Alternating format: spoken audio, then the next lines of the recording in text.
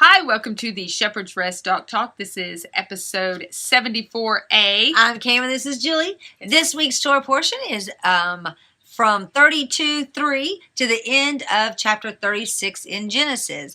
Again, a lot happening. I ran over to listen to last year's and we touched on a lot of the good, highlights. So I thought we'd take some items that we didn't really get to look at and delve in that way. Yay. I think I'm going to start with something kind of from last week that Julie and I were discussing while running yesterday. And we were like, oh, that's awesome. So I thought I'd throw it out there for you. Oh, good, because then it'll go with the prophet. There you go. So a lot of what we see in this week's Torah portion is where we're starting to see that division. I mean, right at 32, we're seeing the dividing of the camp. We're seeing the dividing. We see Leah's children and Rachel's children. There's a lot of division happening. And that's not division as in to separate or to cut ties. It has to do with showing how this is becoming the nation from Jacob. And in a nation, you've got multiple facets, right? Different tribes, different things functioning that make it that nation. Right. Two of the mothers, obviously, Rachel and Leah.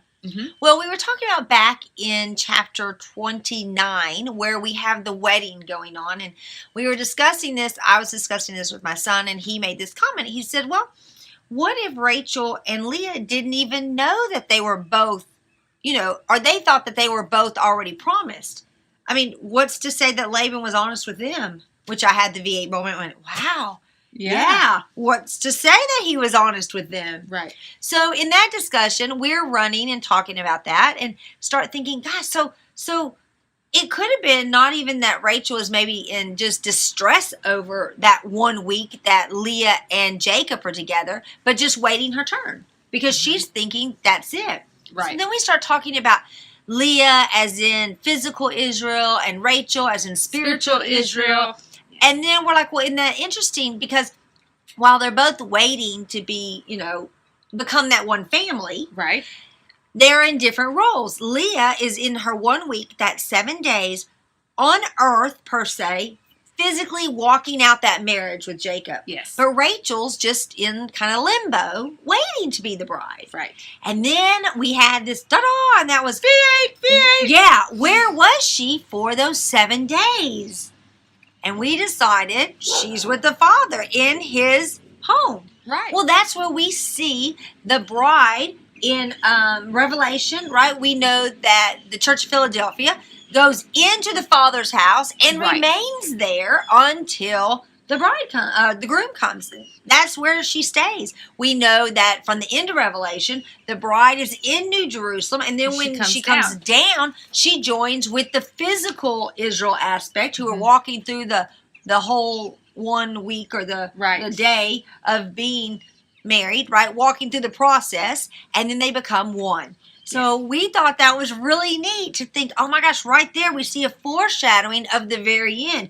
Right. Spiritual and physical, both of them work together hand in hand to make Israel that bride. Right. From there, let's jump to chapter 35. Now, we've already had the event with Dinah happen. They've fled from Shechem because of Levi and his brother, Reuben. No, Simeon. Oh, Simeon. Yeah, doing all their thing, right? So they're... Okay. Yeah. And then they're out of there. They're going. They're leaving. Right. And they're heading to Bethel. Now, remember, back in chapter 28, when the promise is made, the covenant's given to Jacob, and Jacob agrees to it with the vow. All that's happening in the place in which he calls it Bethel, where the stone is. Right. So they've come into the land, but they've not quite gone to complete the fulfillment of that promise that was given. Remember, Jacob says, yes, once I've gone out, I've come in safely and been taken care of abundantly, then everyone will know that you're my God. Now here he is with this new added people to him from Shechem because they killed the men. They've got all the women and children with them. Right. Okay. And we've had enough time for Rachel to become pregnant with Benjamin. Yes. So in all actuality, there wasn't going to be a matter of coming straight into land and going to Bethel. What I find interesting is we see where the Lord calls Jacob to come back to the land, but he doesn't call him to come back to Bethel. But then in 35, he now says, now come to Bethel. The specifics, once you get to the land, become clear. Because you got to also remember this. We get to look at it in hindsight and go, well, of course they're going to Bethel. Right. But he didn't have chapter 35 to look Right. at to go, I know where I'm going. I know where I'm going, yes. Yeah. He had to live that out, all right? And again, we had to have the time for Benjamin to be born. So we see this, they're all going. That represents that last generation. Yes, it represents that last generation who's born. I mean, they're in the land when they're born. Benjamin's the only one born in the land. Right. Everyone else, not only were they born outside the land, but they all bowed to Esau, except for Benjamin. Yeah. Which that's an interesting understanding too, because if you remember, when Jacob's coming in, Esau's going out. Again, just fulfilling the promise that was given in chapter 27 by Isaac to both the sons. What? When you're here, Jacob, you're going to be here, right? This is going to be your blessing. And Esau, you've got to go. You got to get away. Right. So as one's coming in, one's going out. You see, Esau was able to hang out there while Jacob was gone. That's right. But not now. Not now that he's come to occupy, to do what he's supposed to do by the Lord. You can't both live there. Right. Esau has to leave. And of course, we know from history, Esau, Edom, is always going to be after Jacob, though veiled with the, oh, yeah, brother. You know, because even Esau, when he sees Jacob in 32, is like, hey, and 33, come on with me. Right. Come on back with me. Come on out of the land. Don't worry that you're here. Come out now with me. And Jacob is very shrewd. He understands.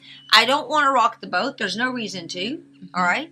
I went to the one who I know has something against me and apologize. I mean, don't we see the Lord saying, put that down, go apologize, and then go about.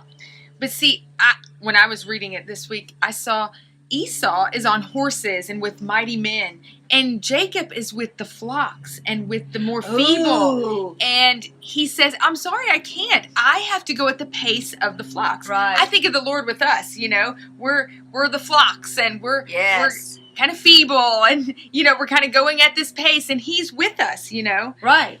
Yeah, that's really good, because the thing is it is at a slow pace. He doesn't require it all at once. It's a process. It's a journey. And see, Esau didn't even see that was an issue. Right. Yeah, he's like, come on, let's go now. Yeah, and Jacob's the one that said, wait a minute, I have things to take care of, things I nurture, things that I need to, you know, herd and move around. Right. You know, Esau was a hunter. Right.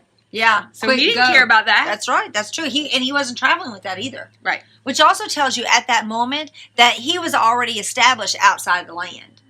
Because he wasn't traveling like going to where he was going to live. He was just going back and forth. Gosh, I just see so many parallels here. Oh, there are. There are so many.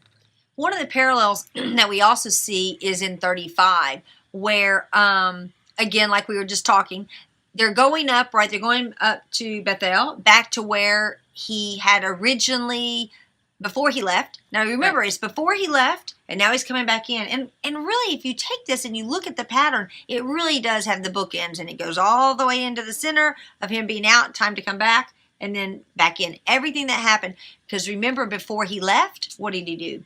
He went up to the mountain, he made a covenant with the Lord, verbal covenant. He slept there alone for the night. The Lord protected him, showed him a dream. I mean, all these things happened. But when he comes back into the land, the same thing happens. All right. So here we are at 35. He's going up. They're getting rid of all their gods, because now it's time to understand that this is the territory of the God of Israel. He's been named that. We know that at the end of 33:20 in Shechem, when Jacob buys the land, he sets up an altar and he names it. Okay. And he says, this is for the mighty one of Israel. Understanding, hey, we're in the house. Israel's in the house. It's time that everyone knows this is the God of this land. Yes, not just of me, but it will be of all my nations. Okay. Yes. So in 35, we see where they're going up, and the fear of the Lord, you know, after Shechem, the Lord used that to put the fear in everybody. They're not messing with them. Right. They get up there. They finish off this covenant, okay, with the Lord. Now it's not just the idea of making a verbal agreement. It's now they're going to commune. They're going to eat. They're going to seal the deal. Yes. Because the Lord proved that he was faithful. And Jacob's like, absolutely. So now let's eat. Let's have this covenant that is going to go to all of the benefactors. They're all out of me now. All the seeds are out, and now they're going to be the benefactors of it. All right. Promise coming. There is more given to it now that he's going into making the covenant. Okay, we're going to eat with it. And in 35:11, it's where he says, I am El Shaddai, which remember in 17, he says this to Abraham. Be fruitful and increase. A nation and a company of nations shall be from you, and kings, plural, from your body. Okay. Here's your Ephraim and your understanding of Judah. Those two things. Mm-hmm. Ooh, because, southern and northern kingdom. Yes, because a kingdom, a nation, yes, and a company of nations. Ephraim spread out north and all come back in. It's a company of nations. It's all different nations that are going. You know, when he says there are going to be people who aren't my people, who will be my people? Yes. That's it. All those multiple different nations that come in. Mm-hmm. Now, when you understand this is given to Jacob, Jacob sees that when we get to 40, I think it's 47, when he does, or 48, when he does the thing with Ephraim and Manasseh, and he says to Ephraim, through you, right? The fullness of the nations. Right. He understands it. That only can this part truly be fulfilled by bringing in, adopting a child who is Egyptian and Hebrew. It's the only way, which isn't that interesting because that's what Ishmael was. Egyptian and Hebrew. But it wasn't time yet. It had to come under Jacob. Under Jacob, not before. Right. Got it. Cool. Yeah. So you end up understanding we are promised in this part because we're part of the company of nations. He already set up. Listen, you're going to have two kingdoms that are going to fight, and then they're going to have to come in through that southern. I just love it. It's just all there. That is awesome. Yeah. One of the other kind of parallels that go with this is we have after the event of Bethel, we have Rachel dying. So we have Deborah dying in chapter 35, and we have Rachel dying in 25. Mm-hmm. Leaving Leah, the one wife. Knowing that, you go and you look at what Reuben did in 35:22. It says that Reuben goes and sleeps with Bilhah. Mm-hmm. Bilhah is the servant girl of Rachel.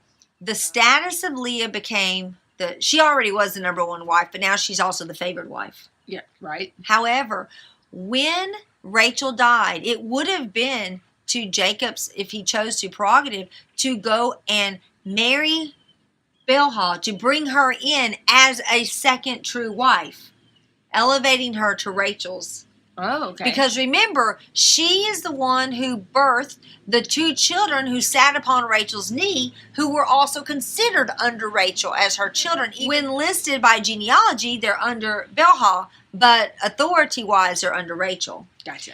So what Reuben did was made sure that no one else could take the place of his mother's importance. Mm. By sleeping with her to show the power and choosing her and not someone else like he could have done with Zilpah, is he basically said, you can't take her as a wife now. No. You cannot elevate her to challenge my mother. Gotcha. That is interesting. That he, very everything has that extra little meaning behind it. One of the things in this week's Torah portion that's always discussed, obviously, is the wrestling with the angel. Oh, yeah. And I found it so interesting when I started looking at the Hebrew. Uh-huh. So in 32:24 and 25, it talks about wrestling, right? Wrestling. The only place in the entire Bible that this word is used is right here in these two verses. Ooh. And the word there, it's the Hebrew word number 79. And while it's meant to use, we mean it as to wrestle. Right. The word actually means to float off, to float away, like to be light, to make very small, to bring into the ground or to the dust. And I thought, oh my gosh, here Jacob wrestling. Okay, I would say yes with the man, which it's Ish, not Adam, which Adam would mean like us, right, from the clay. But this is Ish, meaning masculine. So he's fighting with, we know the Lord's actually wrestling with him, but it's not necessarily like drag out, black and blue wrestling. That's why he can just touch his hip and it's out of socket. Uh-huh. It's almost this internal, all right? Wrestling. Yes, and when it talks about in 28, when he's told, your name is no longer Jacob, but Israel, because you have strived with Elohim and with men and overcome. That strive, that power, actually, I get it. You get it? I get it. It's almost this internal overcoming. Got to overcome ourselves. Yes. That's what we're overcoming. Overcome that, and it talked about further up in verse 7 of 32, he was afraid. Yeah. Well, he was afraid back when he was running from Esau the first time. That's why he changed the name to Israel, because that's the spiritual aspect of what we are. Yes. I get it. When we're overcomers, and we are become we told Israel. to be overcomers? Yes, I when get we're it. told to be overcomers, we become Israel. It's not to fight others. It's to fight our flesh, which is the dust, to make it small. Yes. And when he overcame Walk in the spirit. Not in the he's flesh. like, okay, bless me. And then he gets named Israel. Right. That's the blessing. And then from there, when he goes to meet Esau later, it's no big deal. He knows what to do. He's shrewd. He knows how to. Yes, because that fear's gone. Yes. He's overcome it. Isn't that cool? And the only other place you see the use for the power, you're one powerful with God, like in 28, is also there and in Hosea. So he strove with man and with God, right? He was preserved. Yeah. Well, in the end, aren't we going to be preserved? I mean, Noah, wasn't he preserved? Yes. It's not the same word. This is the only place we see that word. So the two words, one for wrestle, one for being preserved, dealing with Israel right here, are only used there. Wow. Or in reference to that than other places. It's just really... Interesting. It's so interesting. Yeah, I mean, there's so much even more there, but it does makes go perfect with sense. It makes so much more sense than he wrestled with the Lord all night. Right, yeah. Really? He's that strong? Yeah. I mean, there's so much going on. So, we all are wrestling with ourselves. Get out of here, flesh. I mean, hello. Yes. Get behind me, Satan. Didn't he say that right after he just said, good, Peter, that's right, that's right. And then, So, we all have that potential to to always fight with ourselves. So we sure do thank you for joining us this week. We have enjoyed the journey. We hope you have too, and still are. And we will see you on the flip side with Julie and the prophets. Shalom. So like I said, it leaves Leah last. Leah, Star Wars. Okay, no, Leah last. Keep the Han. Yeah, keep the Han in Hanukkah. Leia and Han. Wiki. Festival of Lightsabers.